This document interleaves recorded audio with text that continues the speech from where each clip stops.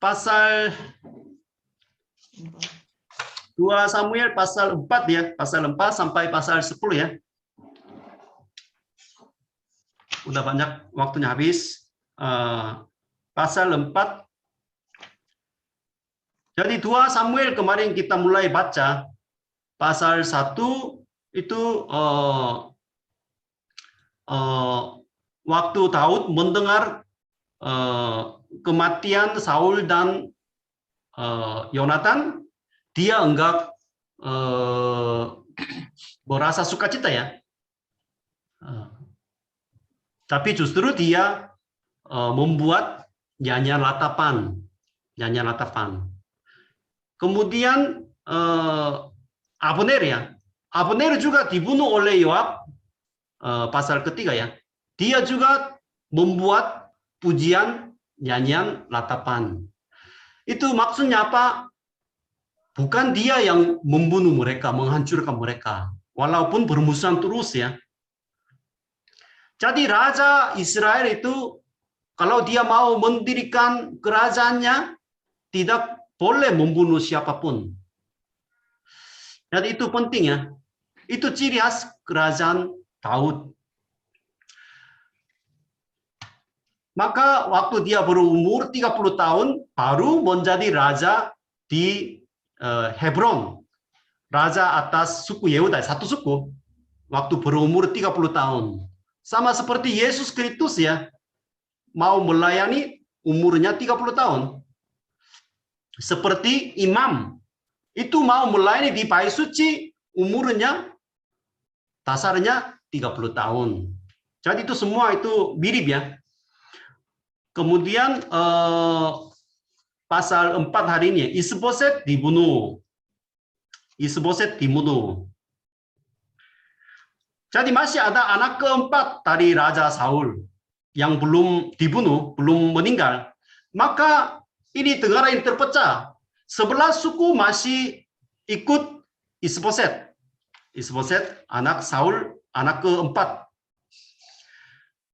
Daud hanya memerintah daerah selatannya, daerah Yehuda. Tapi di sini Isboset juga dibunuh oleh Baana dan Rekab. Ayat yang kedua ya, ayat yang kedua. 2 Samuel pasal 4 ayat yang kedua. Anak Saul mempunyai 2 orang sebagai kepala gerombolan, yang satu bernama Baana dan yang kedua bernama Rekab. Keduanya anak Rimon, orang Benyamin dari Beerot. Sebab Beerot pun terhitung daerah Benyamin. Jadi di sini maksudnya Baana dan Rekab yang membunuh anak Saul, Isboset. Isboset itu keturunan suku Benyamin. Jadi Baana dan Rekab mereka tinggal di daerah Benyamin, tetapi mereka dari Beerot. Jadi Beerot itu bukan suku Benyamin. Beerot di sini orang Kanaan yang tinggal di daerah Benyamin. Kalau satu suku, bagaimana mereka melawan anak raja? Tidak berani. Tetapi di sini Alkitab menulis ya, mereka asal dari mana? Itu di sini mereka dari Beerot. Itu artinya suku Kanaan. Suku Kanaan membunuh raja anak. Kemudian mereka datang ke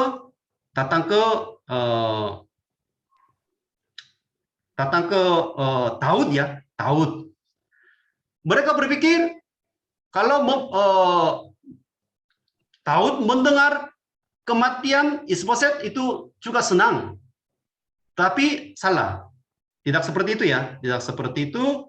Daud justru marah sehingga ayat ke-12 ya. Sesudah itu Daud memberi perintah kepada anak buahnya untuk membunuh mereka. Baana dan Rekab. Orang Kanaan yang membunuh anak Raja Saul. Tangan dan kaki mereka dipotong. Ya karena dengan tangan dan kaki mereka yang membunuh Raja Saul, anak Raja Saul, sehingga tangan kaki dipotong. Kemudian mayat mereka digantung di tepi telaga di Hebron. Tetapi kepala Isboset diambil dan dikuburkan di dalam kubur Abner di Hebron. Kemarin aku upload di grup ya, di itu kuburan Hebron Abner. Waktu Abner itu dibunuh, Daud juga ikut berduka cita, membuat nyanyian ratapan. Kemudian dikuburkan di Hebron. Kalau ke Hebron, itu ada kuburan Abraham. Baru di sebelah ada kuburan Abner sampai sekarang. Jadi artinya Daud sangat menghormati Abner, seperti menghormati Abraham. Isboset juga sama. Itu sebenarnya musuh Raja Daud, ya, musuh. Karena dia raja atas 11 bangsa, kan, 11 suku Israel. Tapi dia tidak seperti itu. Tapi dia tetap menghormati Isboset ini, kemudian dikuburkan di dalam kuburan Abner di Hebron. Jadi itu sangat menghormati. Maksudnya di sini ya, melalui 2 Samuel pasal 1 sampai 4 ini ya, Daud tidak membunuh siapapun untuk membangun kerajaannya. Itu intinya ya. Kemudian pasal 5, Daud menjadi raja atas seluruh Israel. Seluruh Israel. Tetapi cara menjadi raja atas seluruh Israel itu berbeda. Bangsa yang lain biasanya raja itu biasanya dia mungkin orang gagah, berani menghancurkan semua musuh, kemudian aku layak sebagai raja. Itu tidak. Daud di sini 2 Samuel pasal 5 ya. Ayat 1. Lalu datanglah segala suku Israel kepada Daud di Hebron dan berkata, ketahuilah kami ini darah daging, ya saudara, darah dagingmu. Semua suku-suku ya, suku masyarakat datang kemudian meminta Daud menjadi raja. Kemudian ayat ketiga, maka datanglah semua tua-tua Israel. Penatua-penatua Israel, pemimpin-pemimpin Israel, semua datang kemudian meminta menjadi raja atas seluruh Israel. Itu caranya beda. Bukan dia memajukan diri sebagai raja, enggak. Orang-orang dan ya masyarakat dan pemimpin-pemimpin bangsa Israel meminta Daud memerintah semua Israel. Jadi akhirnya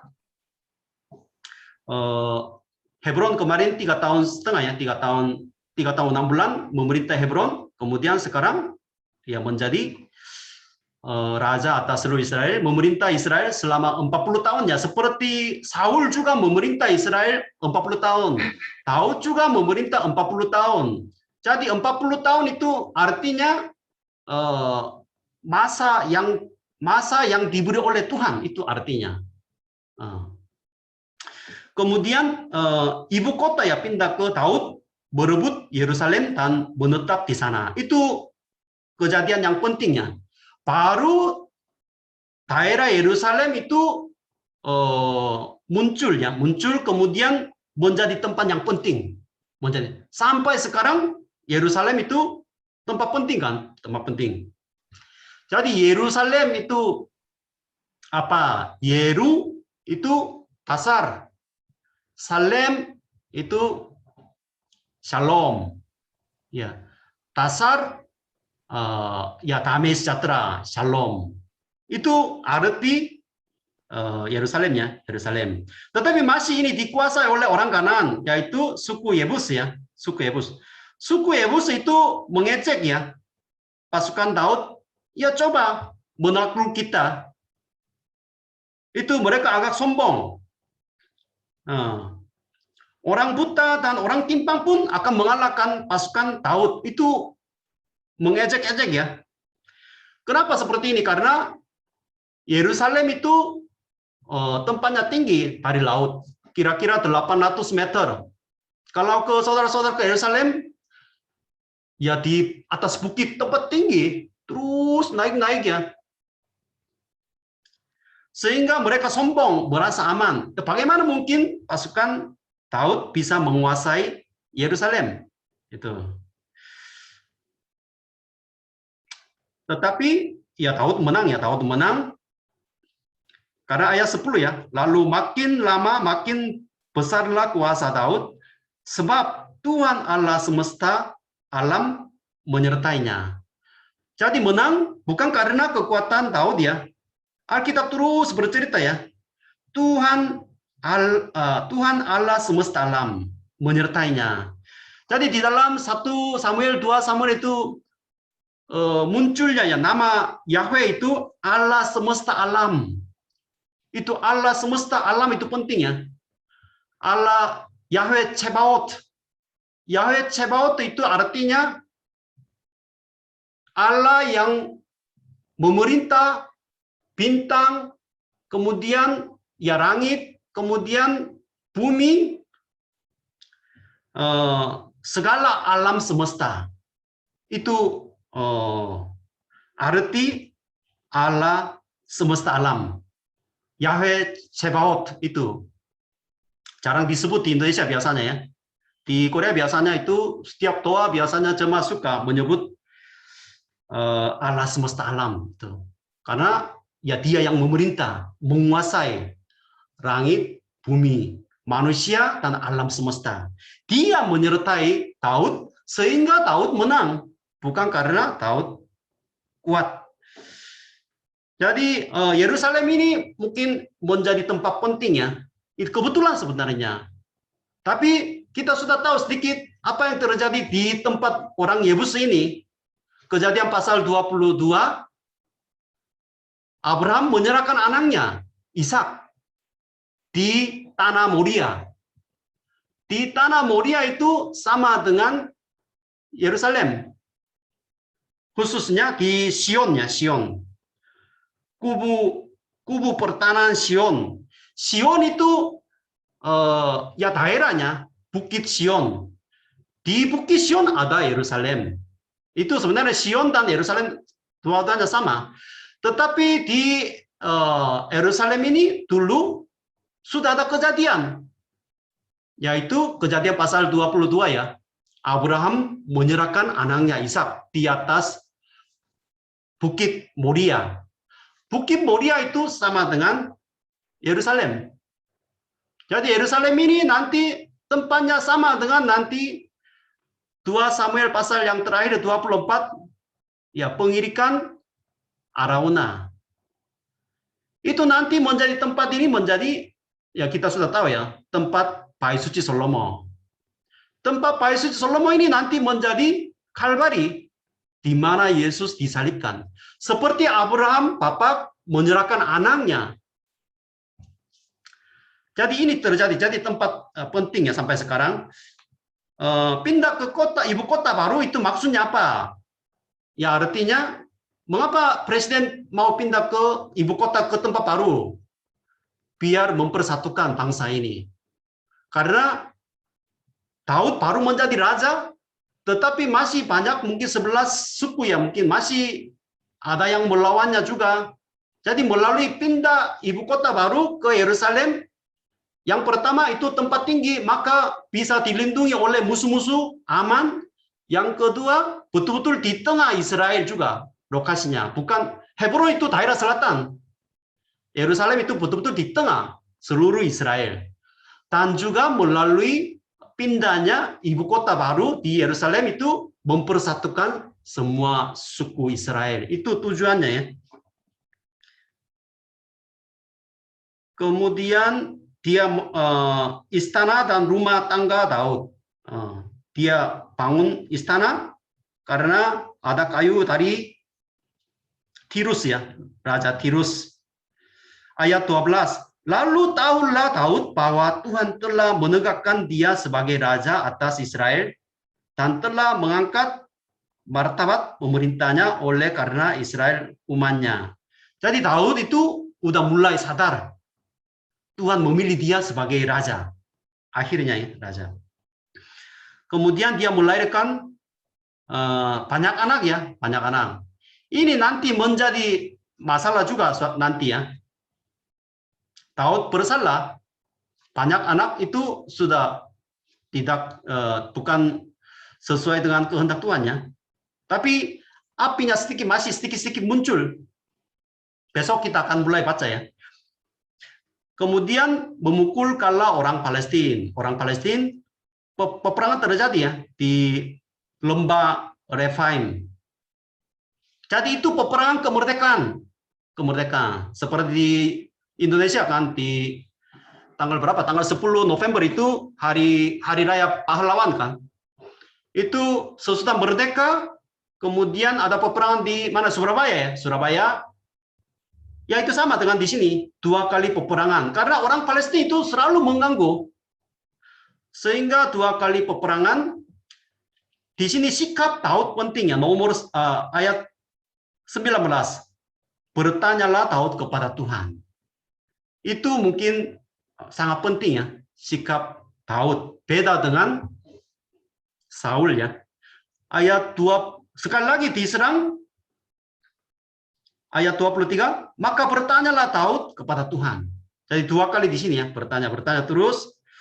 Tetapi di sini ayat 23 itu agak sulit ayatnya. Maka bertanyalah Daud peperangan yang kedua. Peperangan yang pertama itu maju. Ya, Tuhan berkata maju. Menyerang, hancur, menang. Tapi peperangan yang kedua di sini ayat 23, maka bertanyalah Daud kepada Tuhan dan ia menjawab, janganlah maju. Tetapi buatlah gerakan lingkaran sampai ke belakang mereka, sehingga engkau dapat menyerang mereka dari jurusan pohon-pohon keretau. Dan bila engkau mendengar bunyi derap langkah di puncak pohon-pohon keretau itu, maka haruslah engkau bertindak cepat, sebab pada waktu itu Tuhan telah keluar berperang di depanmu untuk memukul kala tentara orang Palestina. Jadi jangan maju langsung, tetapi membuat gerakan lingkaran sampai ke belakang mereka, sehingga engkau dapat menyerang mereka dari jurusan pohon-pohon keretau. Jadi kita harus memahami daerah Israel itu, maka kita bisa mengerti ya, pohon-pohon keretau itu bertumbuh di mana? Bertumbuh bukan di Yerusalem, tempat tinggi. Pohon-pohon keretau itu bertumbuh di daerah daratan, rata-rata. Jadi di bawah. Namanya di dalam Alkitab itu penerjemahannya daerah bukit. Istilahnya di dalam nama tempat itu daerah bukit. Daerah bukit itu kalau membaca dalam bahasa Inggris biasanya disebut Shephelah. Shephelah itu daerah rendah. Daerah rendah. Jadi daerah rendah banyak pohon-pohon keretau. Jadi artinya bukan maju langsung, tapi kali ini ya peperangan kedua ini dari belakang menyerang. Itu maksudnya di sini. Kemudian pasal 6, tabut dipindahkan ke Yerusalem. Jadi tabut dipindah ke Yerusalem. Jadi sudah Indonesia merdeka. Kemudian yang mengalahkan semua pasukan Belanda, Inggris, semua pergi. Jadi itu waktunya untuk membuat Pancasila. Untuk bangsa Israel itu, ya Pancasila itu tabut perjanjian. Itu harus ada di tengah masyarakat, di tengah pikiran masyarakat, sehingga negara ini kuat, dipersatukan. Jadi tabut perjanjian itu harus dibawa ke Yerusalem. Tetapi Daud setia karena dia tinggal di istana, tapi tabut Allah itu masih di bawah tenda. Tabut Allah itu di dalamnya ada roh kedua batu ya. Roh batu itu. Roh batu. Jadi roh batu itu harus ada di tengah Israel.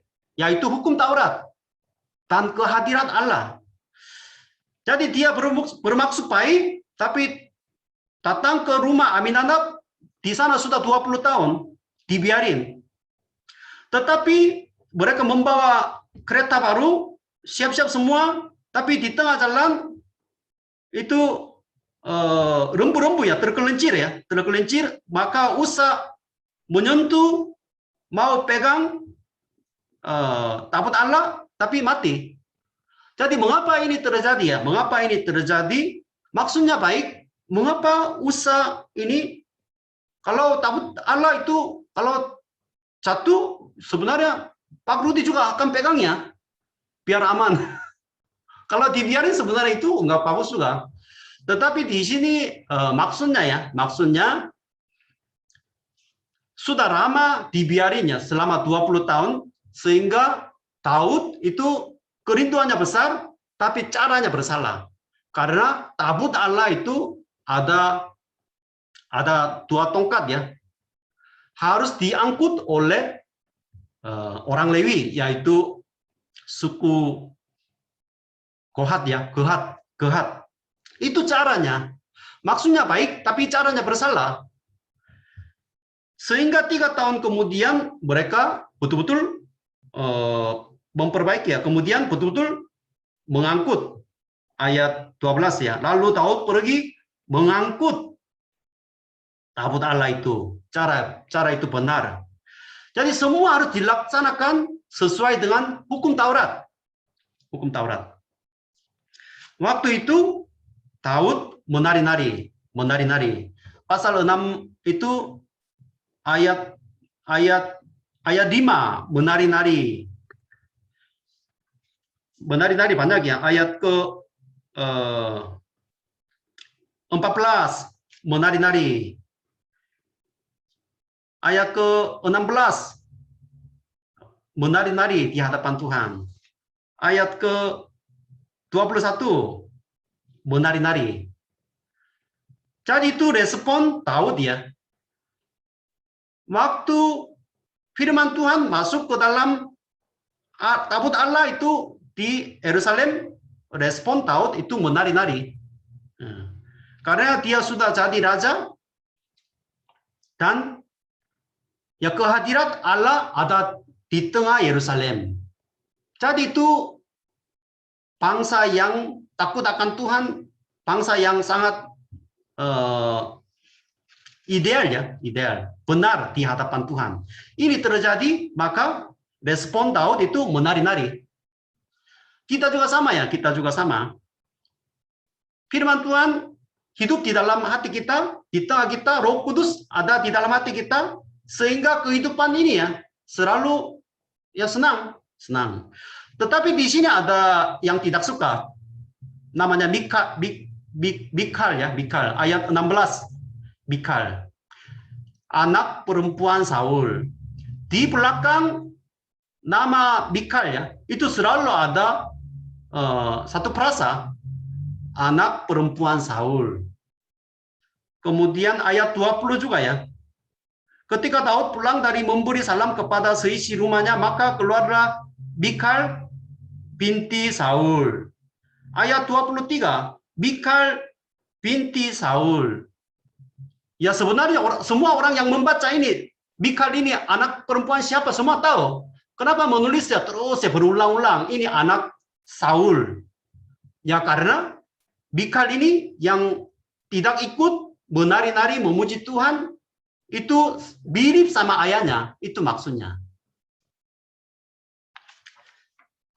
Maka dia dikutuk. 2 Samuel pasal 7. Jadi di dalam Alkitab, di dalam perjanjian lama khususnya, pasal yang paling penting di mana? Itu kalau saudara-saudara pilih 2 Samuel pasal 7, ya keren ya. Artinya sudah memahami Alkitab. Tapi belum memahami 2 Samuel pasal 7 itu ada di mana, maksudnya apa? Seperti jemaat biasa yaitu ya sebenarnya tidak mengerti itu isi Alkitab itu apa. 2 Samuel pasal 7 itu paling penting, ayat paling penting di dalam perjanjian lama. Karena di sini ada janjinya kepada Daud. Jadi semua beres, dia menjadi raja atas seluruh Israel, kemudian tabut Allah sudah, ya musuh semua digalakkan, tabut Allah sudah di Yerusalem, semua aman. Ayat yang pertama ya. Ayat yang pertama. Ketika raja telah menetap di rumahnya dan Tuhan telah mengaruniakan keamanan kepada terhadap semua musuhnya di sekelilingnya. Jadi keamanan di sini penting, keamanan. Keamanan itu shalom dan damai ya. Damai. Semua tenang. Jadi hati kita juga kalau tenang, ya mudah menerima firman Tuhannya. Hati kita mungkin ke sini ke sana lari, mungkin sulit menerima firman Tuhan. Jadi negara ini udah tenang, ada janjinya. Daud mau membangun rumah Allah. Tetapi Allah berfirman-Nya ayat 4 ya.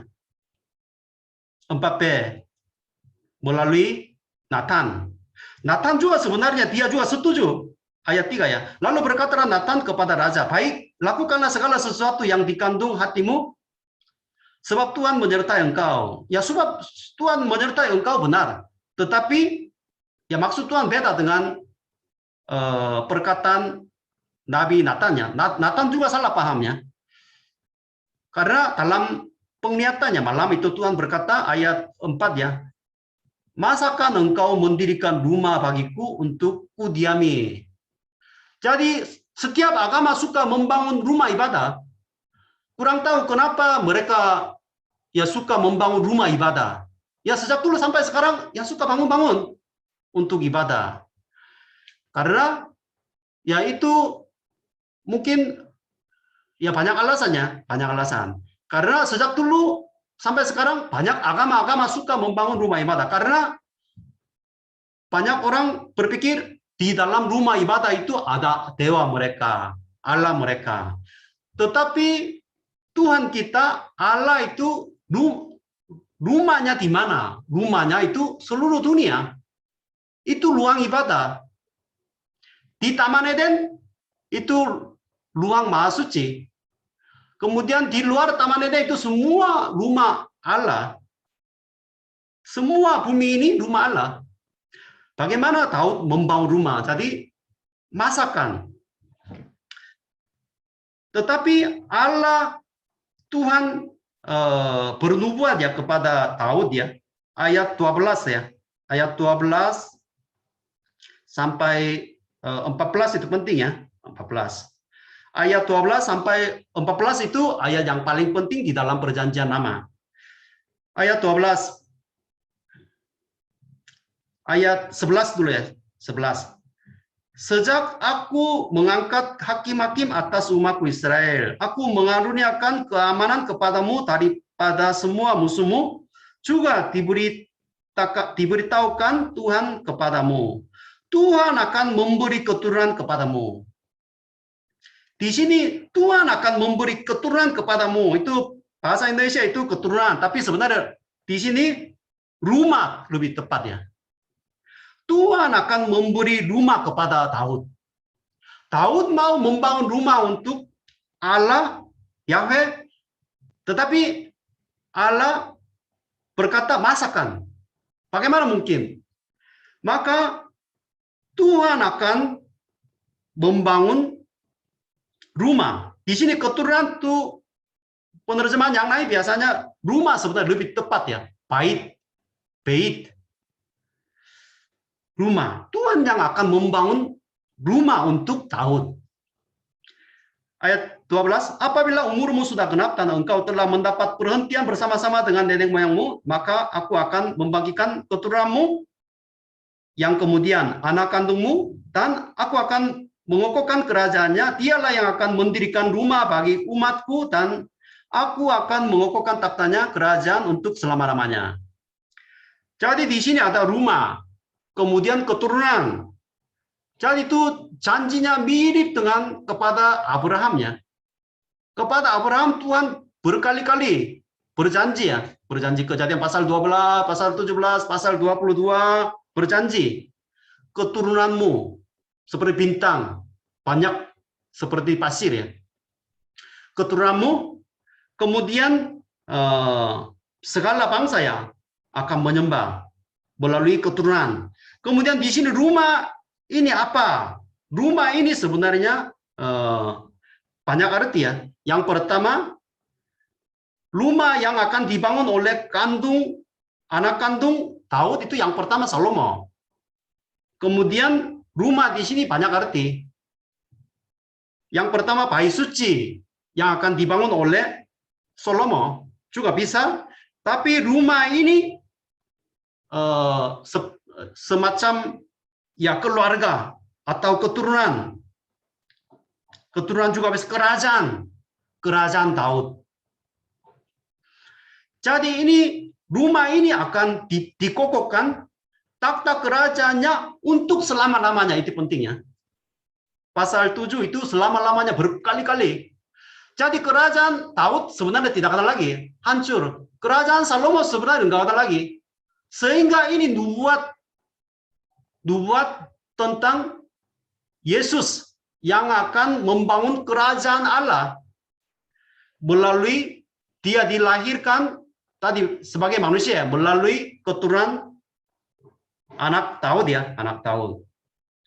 Jadi kalau kita menabur biji apel misalnya, biji apel.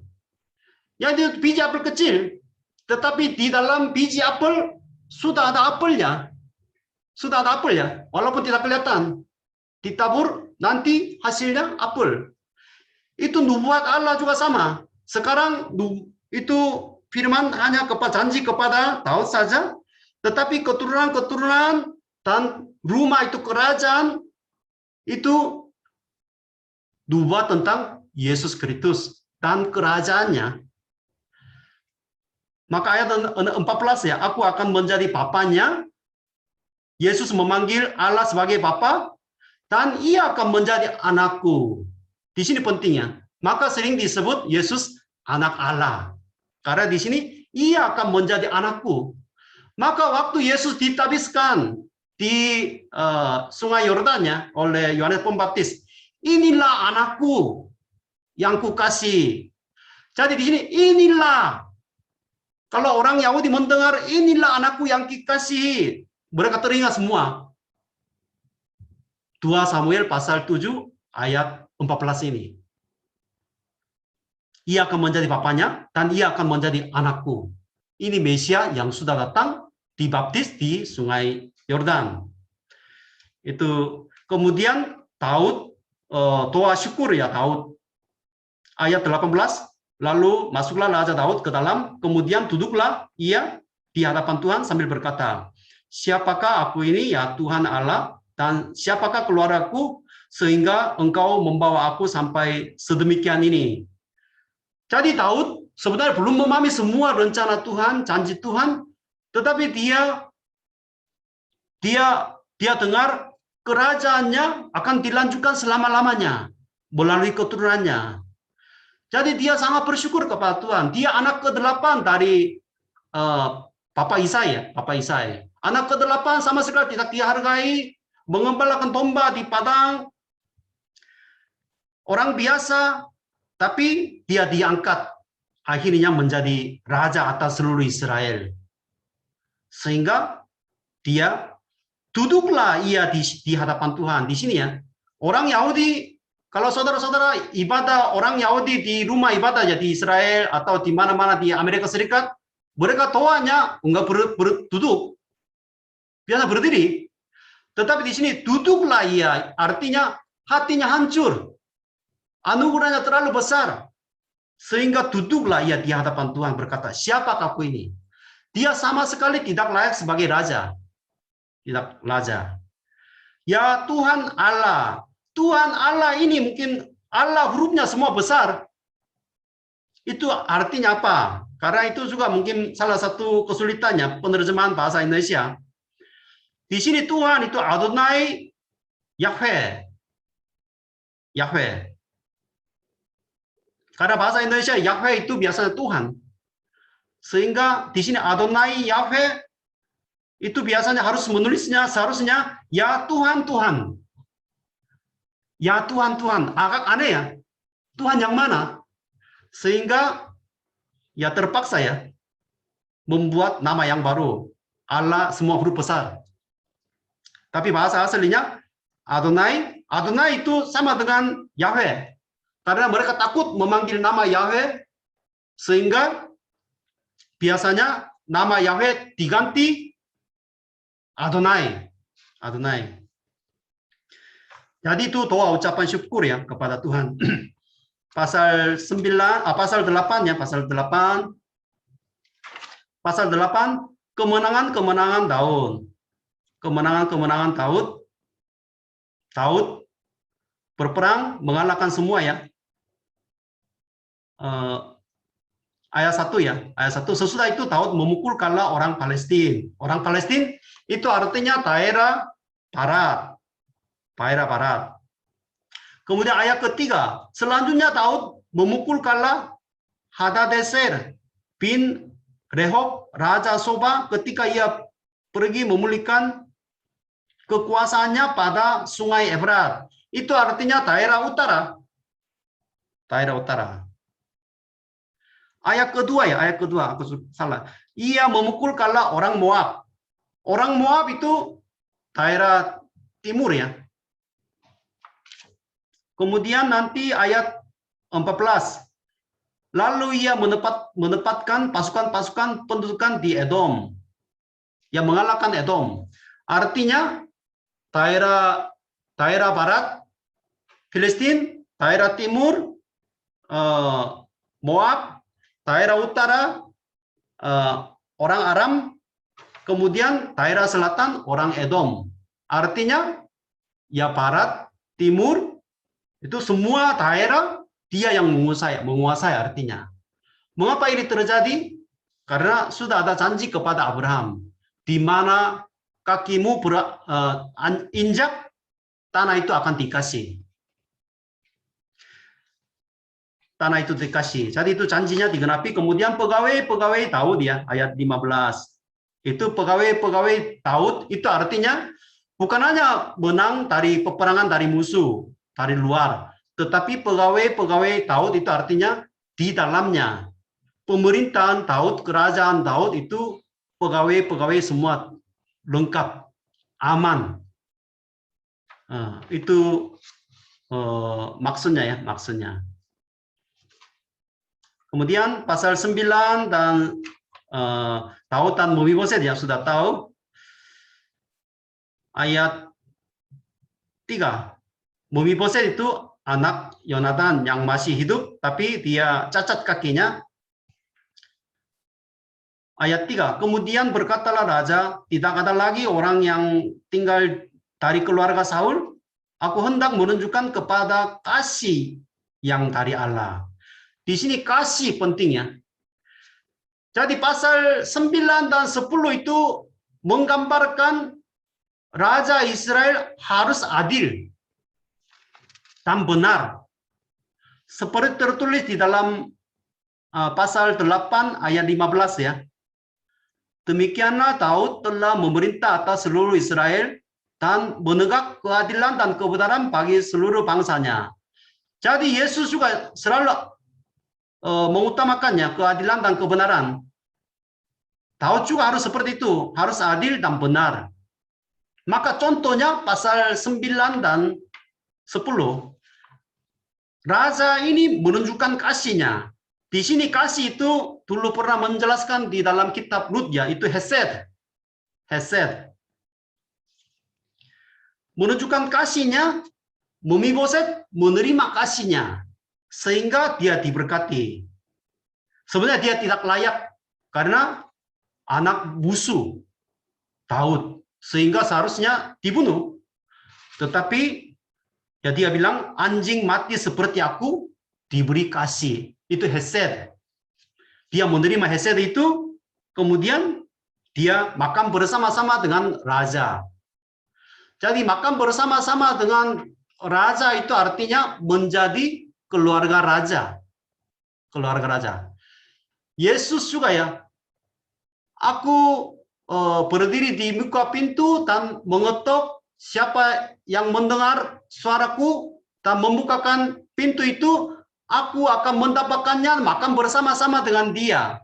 Wahyu pasal 3 ayat 20 ya. Yesus makan bersama-sama dengan dia, dengan orang percaya itu artinya apa? Menjadi keluarga Allah, keluarga raja. Memfiboset itu dianggap raja. Seperti kita juga, orang sebenarnya orang berdosa itu seperti anjing mati, tetapi menjadi anak Allah. menjadi raja, anak raja. Kemudian pasal 10 ayat kedua ya, ayat kedua. Ini kepada orang Amon. Sebenarnya orang Amon itu harus dibinasakan oleh Israel. Tetapi Raja Daud menunjukkan kasihnya. Ayat kedua. Lalu berkatalah Daud, aku akan menunjukkan persahabatan kepada Harun. Persahabatan di sini sama dengan kasih. Penerjemahannya agak itu beda ya. Tapi itu hesed sama dengan kasih. Seperti pasal 9-nya di depan. Menunjukkan kasih, tetapi orang Amon itu Harun itu menolaknya. Menolaknya. Ya artinya tidak menerima Yesus. Ya sehingga melalui 2 kali peperangannya itu dihancurkan. Itu maksudnya ya. Mereka menghina ayat 4 ya. Lalu Harun menyuruh menangkap pegawai-pegawai Daud itu, disuruhnya mencukur setengah dari cangkut mereka dan memotong pakaian mereka bagian tengah sampai pantat mereka. Jadi cangkut itu untuk orang Yahudi ya. Cangkut itu apa ya? Simbol kebanggaannya, simbol berkat. Tapi setengah bagian ya dipotong, kemudian memotong pakaian mereka pada bagian tengah sampai pantat. Zaman dulu jarang pakai celana dalam. Kalau pakaian itu dipotong, nanti pantunya kelihatan dari luar. Malu. Jadi ini terjadi menolak kasih dari Raja Daud, ya maka mereka dihancurkan. Walaupun mereka bergabung, tentara Amon dan Aram, mereka bergabung melawan, tapi tetap dikalahkan oleh Raja Daud ya, Raja Daud. Jadi melalui ayat seperti ini ya kita bisa belajar mungkin banyak hal, tapi yang pentingnya waktu membaca bagian 2 Samuel atau nanti kitab raja-raja itu jangan berpikir ya itu pelajaran tentang pemimpin-pemimpin. Tidak. Raja itu siapa? Orang Kristen itu raja. Adam itu raja ya. Adam itu raja. Anak Tuhan itu artinya ya anak raja. Semua orang Kristen itu statusnya raja. Seperti Daud. Jadi itu bukan apa cerita tentang pemimpin atau orang lain, enggak. Itu untuk orang Kristen sebagai raja. Jadi itu penting ya. Kita juga berkata kepada Tuhan, ya, siapakah aku ini ya? Aku orang berdosa, tapi diangkat menjadi raja dalam kerajaan Allah. Jadi itu ya kita akan bersyukur ya, bersyukur. Kemudian yang kedua, ya yang pertama status kita, yang kedua Yerusalem itu tabut Allah harus ada di tengah Israel.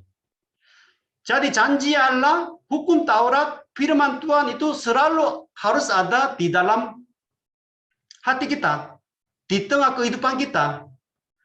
Maka ada keamanan, maka diberi janjinya. Itu pentingnya. Jadi kita itu bait Allah kan, bait Allah Roh Kudus ya, bait Allah Roh Kudus. Jadi di tengah hati kita ada apa? Itu kita bisa belajar. Tetapi sedihnya ya, besok mungkin pasal 11 ya, kerajaan Daud mulai merosot ya, hancur ya, karena Daud melanggar hukum Taurat. Karena dia mungkin merasa sudah sampai di puncak, tetapi ya dia mungkin mulai goncang-goncang ya, goncang-goncang. Sebenarnya mungkin sudah ada tanda-tandanya, melahirkan banyak anak, sudah ada. Kemudian kemarin Memiboset itu punya anak kan. Pasal 9 ayat 12. Alkitab menulis satu nama di sini. Memiboset mempunyai seorang anak laki-laki yang kecil yang bernama Mika. Jadi mengapa menulis ayat seperti ini ya? Karena ada maksudnya. Nanti kalau membaca pasal 16, pasal 20, suku Benyamin masih melawan. Karena di sini masih anak Mephiboset, keturunan Raja Daud. Sehingga api yang membahayakan kerajaan Daud masih ada. Kemudian hari ini juga memang menang ya dalam peperangan kedua kali, semua menang. Tetapi peperangan yang pertama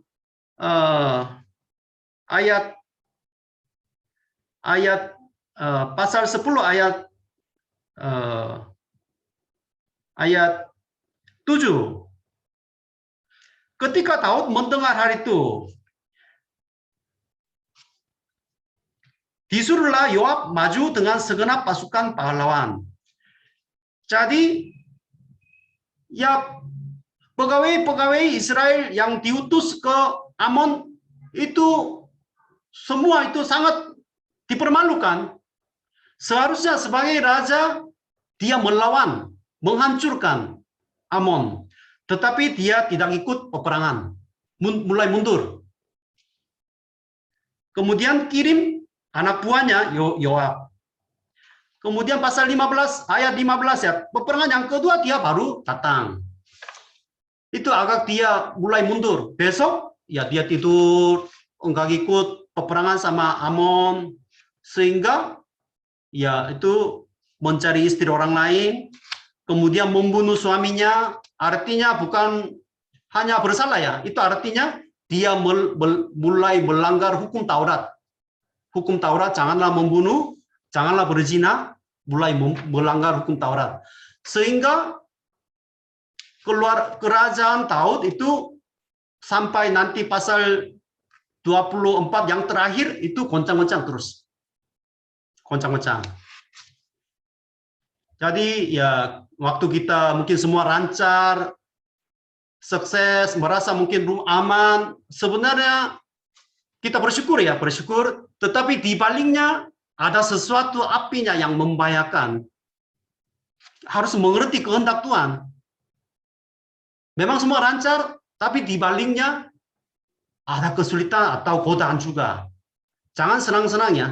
Jadi itu kita harus membedakan kehendak Tuhan dan sikapnya selalu rendah hati dan yang pelan-pelan. Itu sebenarnya sikap orang Kristen. Itu saja